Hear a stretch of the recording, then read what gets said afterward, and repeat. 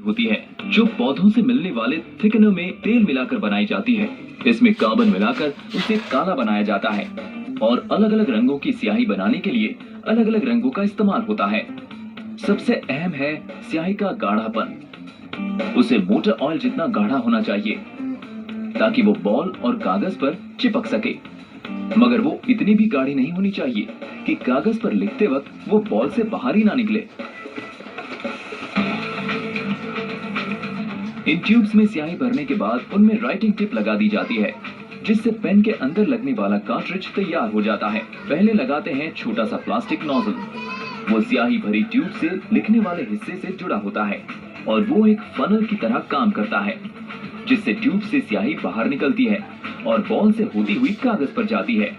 जब ये नोजल लगा दिया जाता है तब स्टेनलेस स्टील सॉकेट से बनी एक टिप भी लगा दी जाती है, जिसके अंदर बॉल लगी होती है और उसे नोजल से जोड़ते ही पेन का राइटिंग टिप तैयार हो जाता है। ये उसके अंदर अच्छी तरह से फिट हो जाती है। बस इतनी जगह होती है कि वो अंदर घूम सके और इस तरह से स्याही सूखती नहीं है और ना ही उस वक्त तक बाहर निकलती है जब तक हम लिखना शुरू नहीं करते। जब हम पेन को कागज पर दबाते हैं तब वो बॉल सॉकेट के अंदर घूमती है और उसमें स्याही लिपट जाती है, जिससे हम लिख पाते हैं। ये छोटी बॉल कार्बनाइज्ड टंगस्टन से बनी होती है, जो कार्बन और टंगस्टन को मिलाकर बनाई जाती है, जो आसानी से घिसता नहीं है और इससे ही ड्रिल बेट्स और वो औजार बनते हैं जिनसे लोहा काटा जाता है। जब ये राइटिंग टिप्स प्लास्टिक ट्यूब से जोड़ दिए जाते हैं तब ट्यूब को कुछ देर के लिए सील कर दिया जाता है, जिससे पेन बनाते वक्त स्याही बाहर ना गिरे। एक मशीन उसके ऊपर काले रंग का कैप लगा देती है और उसके दूसरे किनारे पर ग्लू भर देती है और उसे बंद कर देती है। इसके बाद कार्ट्रिज में राइटिंग टिप लगा दिए जाते हैं और वो एक गोल मशीन में डाले जाते हैं, जहां राइटिंग टिप बाहर की ओर निकलते हैं। उस मशीन को सेंट्रीफ्यूज कहते हैं, जो पेन को 1 मिनट में 1000 बार घुमाता है। इस तरह से घुमाने पर सेंट्रीफ्यूगल फोर्स बनता है, जो स्याही को मशीन के केंद्र से राइटिंग टिप की ओर ले जाता है ताकि पेन लिखना शुरू कर सके। इस दौरान वो स्याही में मौजूद हवा के बुलबुलों को भी निकाल देता है ताकि वो अच्छी तरह से लिख सके। जब मशीन इन्हें घुमाना बंद कर देती है तब एक वर्कर एक इंक कार्ट्रिज से एक चित्र बना लेता है और देखता है कि स्याही अच्छी तरह से निकल पा रही है या नहीं। कुछ को लैब में भी जांचा जाता है और वहां देखते हैं कि वो कितने लंबे समय तक लिख सकती है। उन्हें एक मशीन में डालते हैं जो एक गोल पैटर्न बनाती है और ये देखा जाता है कि क्या उससे इतनी लंबी गोल लाइन बन रही है कि उन्हें जिसे फैलाने पर वो कम से कम 400 मीटर लंबी हो। अगर स्याही इतनी देर तक लिखती है तो मतलब है कि कार्ट्रिज सही है।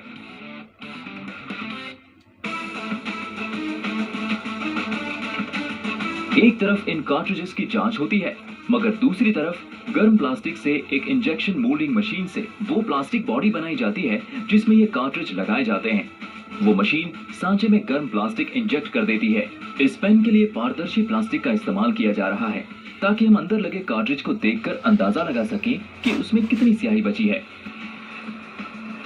उसके ढक्कन भी पारदर्शी प्लास्टिक से बनाए जाते हैं। इन्हें बनाने के बाद पेन को असेंबल किया जाएगा।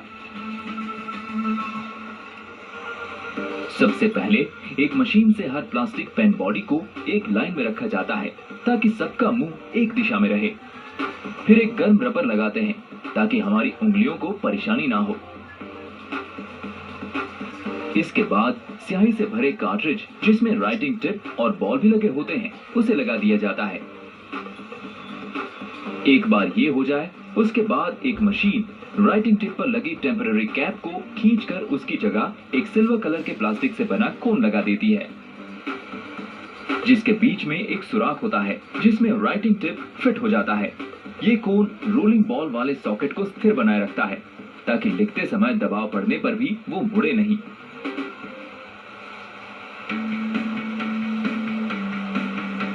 इसके बाद ढक्कन लगा दिए जाते हैं। ये बॉल के पीछे हवा नहीं जाने देते, जिससे स्याही सूखती नहीं है और लिखते समय अच्छी तरह से बहती रहती है। ढक्कन लगाने के बाद ये बॉल पॉइंट पेन अपना निशान छोड़ने को तैयार हो जाते हैं।